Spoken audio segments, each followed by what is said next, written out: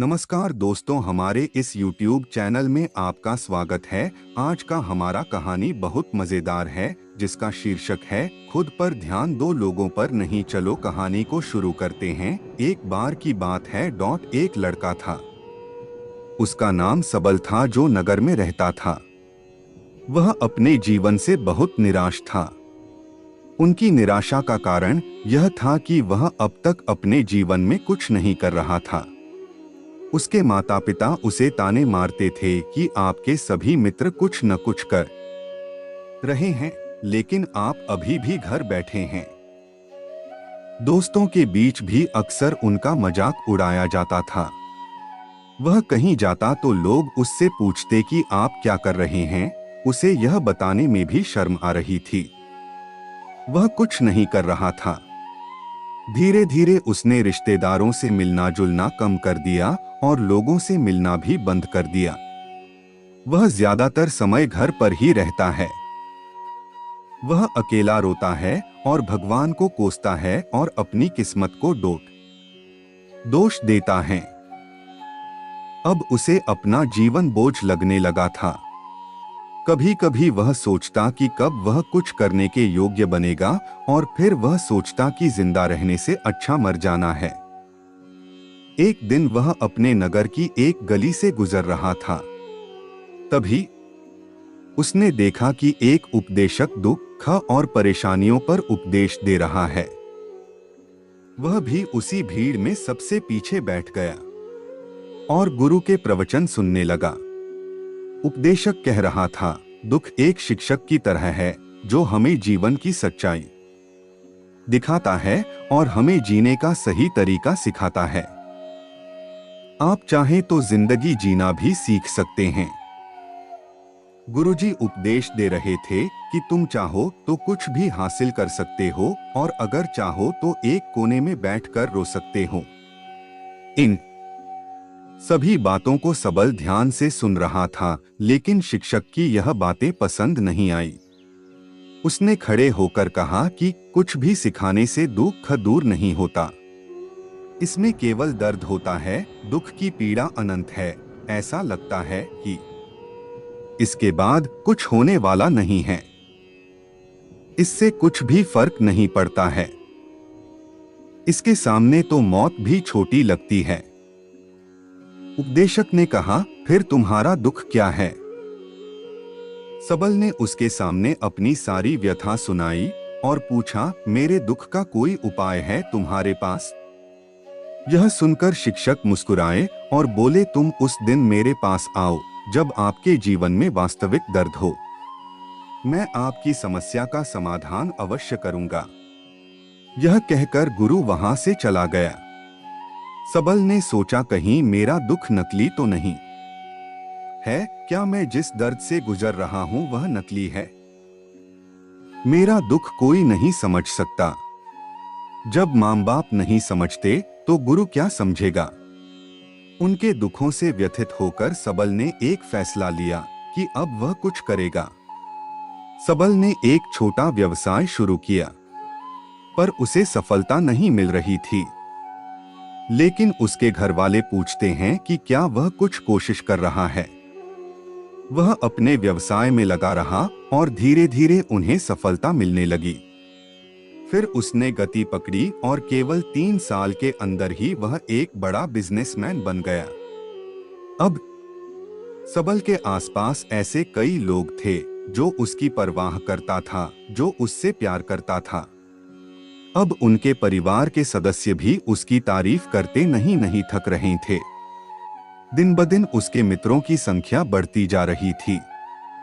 अब वह अपनी जिंदगी से बहुत खुश था। उनके कुछ दोस्तों ने उन्हें सलाह दी कि जब आप एक बड़ा बिजनेसमैन बनकर बहुत खुश हैं, तो सोचिए आपको कितनी खुशी होगी अगर आप इस शहर और इस राज्य के सबसे बड़े बिजनेसमैन बन जाते हैं। कितने लोग आपसे जुड़ना चाहेंगे, आपकी कितनी बड़ी ख्याति होगी, और स्वयं राजा भी आपसे दोस्ती करना चाहेंगे और जरूरत पड़ने पर ही आपसे पैसे उधार लेंगे। दोस्तों की यह बात सबल के मन में घर कर गई। अब वह और पैसे कमाने की कोशिश करने लगा, लेकिन उसे यह सब बहुत ही जल्दी चाहिए था। वह समय बर्बाद नहीं करना चाहता था। उनका अधिकांश समय इन चीजों को प्राप्त करने में गलाने लगा, इसलिए वह ऐसे काम करने लगा जो सही नहीं था। उसने बड़ा उधार लेना शुरू कर दिया। उसके दोस्तों से पैसे की मात्रा और अधिक मुनाफा कमाने के लालच में वह अपने माल में मिलावट करने लगा। उसने अन्य व्यापारियों के खिलाफ भी साजिश रची और उन्हें डराया धमकाया। जैसा उसके दोस्त कहते थे वैसा ही करता था। वह इन तरीकों से ज्यादा पैसा कमा रहा था, पर अब उसके जीवन में पहले जैसा चैन न था। उनके मन की शांति गायब हो गई थी और वह रात को सो नहीं पाता था। वह हंगामे में रहता था। वह सब कुछ पाकर भी उन्हें किसी चीज में सुख नहीं मिल रहा था। एक दिन सबल अपनी गाड़ी में कहीं जा रहा था। तभी रास्ते में उन्हें उपदेशक का आश्रम दिखाई दिया। वह रुका और गुरु के पास जाकर बोला, संत, आपने मुझे मेरे पास आने के लिए कहा था जब मेरे जीवन में सच्चा दुख आता है। अब मैं बहुत दुखी हूं कि मेरी नींद हराम हो गई है। मुझे कहीं भी शांति नहीं मिल रही है। इस प्रकार सबल ने अपनी सारी समस्याएं गुरु को बता दी। गुरु ने कहा, जब तुम पहली बार मुझसे मिलने आए थे तब भी तुम किसी दुख में थे। आपने उस दर्द से क्या सीखा? सबल ने कहा कि सिर्फ सोचने और चिंता करने से कुछ नहीं होता। आपकी दृष्टि को सच करने के लिए यह कार्रवाई करता है। और सिर्फ काम करने से कुछ नहीं होता, परिणाम भी मिलना चाहिए। जब आपको लगता है कि आपका लक्ष्य हासिल नहीं होने वाला, तब राह में चाहे कितनी भी मुश्किलें आ जाएं, मन कितना भी निराश क्यों न हो, कितना भी लगता हो कि अब कुछ नहीं होने वाला है, तभी विश्वास करें, मैं जो भी कर रहा हूं उसमें अवश्य सफल होऊंगा। लोग केवल सफल लोगों का सम्मान करते हैं। कोई कितना भी अच्छा क्यों न हो, वह हमेशा लोगों की नजरों में बोझ बने रहते हैं। यह सब सुनकर उपदेशक मुस्कुराया और बोला, जब आपके पास है तो यह वास्तविक दुख नहीं है। अपने जीवन में वास्तविक दुख आए तब मेरे पास आओ, मैं उसे ठीक कर दूंगा। सबल ने जाते समय साधु को सोने के सिक्कों से भरा घड़ा भेंट किया। घड़े को देखकर गुरु ने कहा कि यह मेरे किसी काम का नहीं है।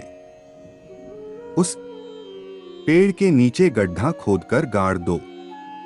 सबल ने घड़े को पेड़ के नीचे दबा दिया, जैसा कि गुरु ने बताया, और वहां से चला गया। कुछ दिनों से कारोबार ठीक चल रहा था, लेकिन व्यापार के गलत तरीके के कारण धीरे धीरे उसे व्यापार में घाटा होने लगा। उसकी सारी दौलत धीरे धीरे खत्म होने लगी और एक दिन ऐसा भी आया जब उसके पास कुछ भी नहीं बचा और उस पर कर्ज का बोझ चढ़ गया था। परंतु वह निश्चिंत था, क्योंकि उसने अपना सारा कर्ज अपने दोस्तों से लिया था। उसने सोचा कि उसके दोस्त बुरे वक्त में उनके साथ खड़े रहेंगे, लेकिन ऐसा कुछ नहीं हुआ। जैसे ही बुरा वक्त आया, दोस्त पहले उससे कर्ज मांगने लगे। अगर उसने कर्ज नहीं लौटाया, उन्होंने उसे जान से मारने की धमकी भी दी। उनके सभी शुभचिंतक और प्रियजन उससे दूर हो गए। उसके दोस्त जो उसके साथ मस्ती किया करते थे, अब उससे दूर भाग रहे थे। उसका परिवार उसकी गलतियां और कमियां गिनने लगा। उनकी सारी संपत्ति नीलाम कर दी गई और उसके पास कुछ भी न बचा। जब उसने अपने पिता से मदद मांगी, पिता ने कहा कि मेरे पास थोड़ी सी संपत्ति है, मैं तुम्हारी माँ को क्या कहूँगा अगर मैं तुम्हें दे दूं? यह संपत्ति हमारा अंतिम उपाय है। सबल के मन में गहरा दुख छा गया। उसके आसपास कोई नहीं था जो उनके दुख को समझ सके, जो उसे संभाल सके। जनता के इस विश्वासघात के कारण वह अंदर से टूट चुका था। वह सोचने लगा कि अब जीने का क्या मतलब है अब मौत ही मेरा सहारा है। वह आत्महत्या करने के लिए पहाड़ी पर जा रहा था, तब से उसे याद आया कि उस शिक्षक ने उससे कहा था, मेरे पास आओ जब तुम्हारे जीवन में वास्तविक दुख हो। सबल गुरु के पास गया और अपनी सारी व्यथा सुनाई। आंखों में आंसू लिए उसने कहा, हे गुरुजी, मेरे दुख का निवारण कीजिए। गुरु ने कहा, जब जीवन में असली दुख होता है तब मेरे पास आ जाना, मैं इसे जरूर ठीक करूंगा। सबल ने कहा कि ये क्या हो रहा है, मेरी जिंदगी में अभी दुख नहीं है, तो आखिर असली दुख क्या है। गुरुजी ने सबसे कहा कि पहले आप मुझे बताओ, आपने अपने दुख से क्या सीखा। सबल ने कहा कि मैंने वह सीखा जो लोग हमारे जीवन में आते हैं, वह हमारी सफलता और प्रगति के कारण वो हमें धोखा जरूर देंगे, क्योंकि बुरे समय में वे हमारे साथ नहीं खड़े होंगे। वे अच्छे समय में ही हमारा फायदा उठाएंगे और बुरे समय में हमें छोड़ देंगे। उन लोगों पर ही भरोसा करें जो हमारे बुरे समय में हमारे साथ खड़े रहते हैं। लेकिन ऐसे लोग बहुत कम होते हैं, लेकिन जिनके पास है उन्हें उनकी सराहना करनी चाहिए, उनका अपमान नहीं करना चाहिए। मैंने कभी भी किसी के खिलाफ साजिश नहीं रखना चाहिए। अपना काम ईमानदारी और धैर्य से करें और कभी लालची मत बनो। अपने सारे दुख दर्द और अनुभव बयां करने के बाद सबल गुरुजी के सामने आंखों में आंसू लिए बैठ गया।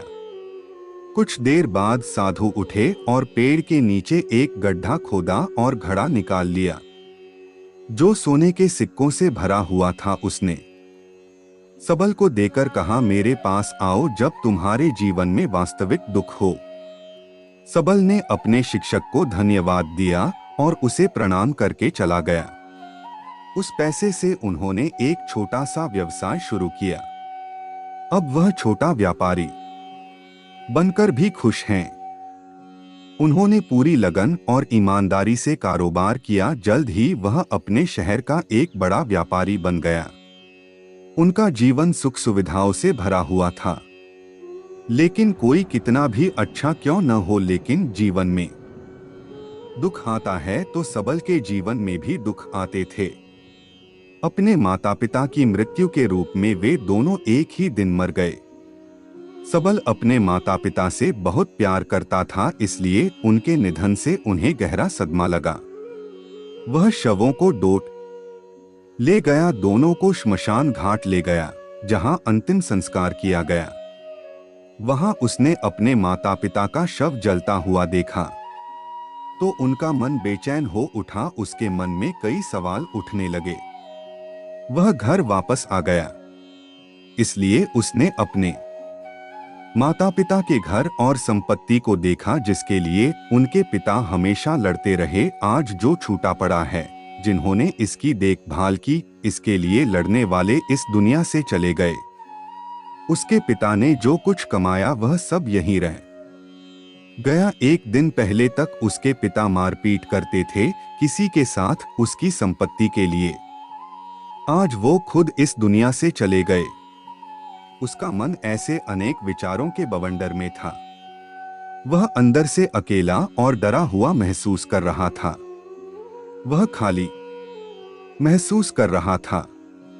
उसे लगा कि कुछ है, वह समझ नहीं सका। इसलिए वह गुरु के पास गया। उसे देखकर गुरुजी ने कहा, क्या जीवन में कोई दुख है? सबल ने कहा, वैसे तो जीवन में कोई दुख नहीं है, सब कुछ अच्छा चल रहा है, लेकिन आज मेरे माता पिता का देहांत हो गया है। मैं इस घटना से बेहद दुखी और परेशान हूं। गुरुजी ने कहा, इसमें दुखी होने की क्या बात है? एक दिन सबके अपनों को मरना है। कोई न कभी जिया है और न कभी रहेगा। एक दिन तुझे भी मरना है। शायद तुम कल ही मर जाओगे या आप आज भी मर सकते हो। सबल ने कहा, क्या कह रहे हो गुरुजी? मैं भी मर जाऊंगा, लेकिन मैं अभी जवान हूं। गुरु ने कहा कि सब जी रहे हैं इस भ्रम में कि मृत्यु केवल दूसरों को आती है, बड़ों के पास ही आती है। लेकिन जवान और बूढ़े मर जाते हैं, बच्चे मर जाते हैं। मौत का उम्र से कोई लेना देना नहीं है। यह सभी को प्रभावित करता है। मास्टर जी की ये बातें सबल के मन में घर कर गईं और वह चुपचाप चला गया, लेकिन उसका मन अभी भी बेचैन था। वह खाली महसूस कर रहा था। वह सारा दिन अपने बारे में ही सोचता रहा कि वह कौन है, वह इस दुनिया में क्यों आया है, क्या जीवन का लक्ष्य केवल चीजों को खाना और मरना है। ऐसे कई सवाल उसके दिमाग में लगातार उठ रहे थे, लेकिन उन्हें अपने किसी भी सवाल का जवाब नहीं मिल रहा था और उसका दुख दिन ब दिन बढ़ता ही जा रहा था। इसलिए कुछ दिन बाद वह फिर से गुरुजी के पास पहुंचा और बोला, हे स्वामी, मैं बहुत दुखी हूं क्योंकि मैं यह नहीं जान पा रहा हूं कि मैं कौन हूं और मैं इस दुनिया में क्यों आया। यह सुनकर गुरुजी मुस्कुराए और बोले, आज आपके जीवन में पहली बार सच्चा दुख उत्पन्न हो गया है। यह वास्तव में दुख कहलाने के लायक हैं। हम नहीं जानते कि हम कौन हैं, हम क्यों आए हैं, क्या करें, कैसे करना है। सबल ने अपने गुरु से कहा कि उसकी दुर्दशा दूर करो। गुरु ने कहा कि हम सभी इंसान हैं, जीवन भर संग्रह करते रहते हैं। सबल ने कहा कि सभी इंसान जीवन भर धन, सम्मान, परिवार, प्रतिष्ठा, मित्र, शत्रु आदि जमा करता है। गुरु ने पूछा, क्या हम एकत्रित की गई चीजों में से कुछ भी अपने साथ ले जा सकते हैं? सबल ने कहा, कोई भी इंसान अपने साथ कुछ भी नहीं ले जा सकता, वह सिर्फ अकेला ही जाता है। मेरे माता पिता भी अपने साथ कुछ भी नहीं लेकर गए, सब कुछ धन संपत्ति वैभव सब कुछ यहाँ पर छोड़कर गए।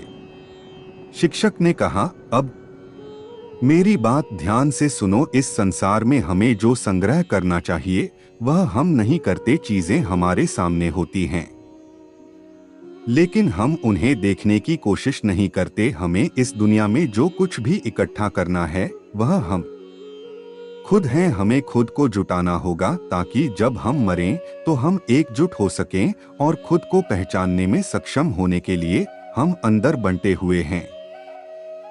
हम प्यार, नफरत, गुस्सा, ईर्ष्या में बंटे हुए हैं। क्रूरता, धन, स्थिति, प्रतिष्ठा, सम्मान, पहचान, धर्म, जाति, सैकड़ों हजारों ऐसी चीजों और इच्छाओं में हम विभाजित हैं और टुकड़ों में जीवन जी रहे हैं। इस विभाजन के कारण हमारी चेतना कभी एक नहीं हो सकती। हमारी चेतना शक्ति बिखरी हुई है, इसलिए हमारे पास इतना समय नहीं है, इतनी ऊर्जा नहीं कि हम मुड़ सकते हैं और अपने भीतर देख सकते हैं। वास्तव में धन, सम्मान और सुविधाओं का अभाव, लोग इसे दुख समझते हैं और जीवन भर के लिए जो दुख कहकर रोते रहते हैं और समाधान खोजने का प्रयास करते रहते हैं, उन्हें अपना समाधान कभी नहीं मिलेगा, क्योंकि जिसे लोग दुख कहते हैं वह वास्तविक दुख नहीं है। यह सिर्फ एक आदमी की इच्छा है, उसकी इच्छा कभी पूरी नहीं होती, इसीलिए व्यक्ति को कभी उनके प्रश्नों का समाधान नहीं मिलता। इसलिए इन सब से परे, यदि आप अपने दुखों का अंतिम समाधान चाहते हैं तो सबसे पहले खुद को समेटो। इस दुनिया से अपनी ऊर्जा वापस ले लो और इकट्ठा करो। अपने आप पर ध्यान केंद्रित करो, स्वयं पर ध्यान दो। अपने मृत्यु से पहले अपने आप को जानने की कोशिश करो, बिखरो मत। सबल ने कहा, तो गुरुजी, क्या हम इस संसार को छोड़ दें? हमारी सभी इच्छाओं को मार देना चाहिए, किसी से प्रेम नहीं करना चाहिए, धन संग्रह नहीं करना चाहिए, सम्मान की आशा छोड़ देनी चाहिए। शिक्षक ने कहा कि भावनाओं और इच्छाओं ऐसे बिखरे हुए मनुष्य में से निकल आ, जैसे कोई पत्थर पहाड़ से गिरे जिस पर पर्वत का कोई वश नहीं है सिवाय देखने के। परेशान होना और कुछ खोना, वैसे ही बिखरे हुए मनुष्य की इच्छाएं बेकाबू और दर्दनाक हैं। उसका अनियंत्रित मन इच्छा करता रहता है और कल्पना करता रहता है और यह दुख देता है। लेकिन जब एक व्यक्ति अपने मन को एकत्र करता है तो वह जो कुछ भी करता है वह उसके नियंत्रण में होता है। फिर उसकी इच्छा से इच्छाएं भी उत्पन्न होती हैं। सबल ने कहा कि आपने मेरे असली दुख का समाधान कर दिया। आपका बहुत बहुत धन्यवाद। अब से मैं खुद को समेटने, खुद को तराशने की कोशिश करूंगा। गुरुजी ने कहा कि मानव शरीर में बहुत ऊर्जा और शक्ति है, लेकिन यह फालतू के कामों में बंटा हुआ है, बेकार की बातों में लगा हुआ है। यह एक बहुत ही शक्तिशाली मशीन की तरह है। एक बच्चे के हाथ में रखा जा रहा है और वह बिना सोचे समझे अपनी शक्ति बर्बाद कर रहा है और बिना किसी नियंत्रण के। इसीलिए इस शक्ति पर ध्यान दें, अपनी चेतना, और इसे इकट्ठा करें। सबल को अपने प्रश्नों का उत्तर मिल गया। उसने अपने गुरु का शुक्रिया अदा किया और चुपचाप चला गया। दोस्तों, उम्मीद है आपको यह कहानी पसंद आई होगी। अगर आपको यह कहानी पसंद आई हो तो अपने दोस्तों और परिवार के साथ जरूर शेयर करें और हमारे चैनल को लाइक सब्सक्राइब जरूर करें। आपका कीमती समय देने के लिए धन्यवाद।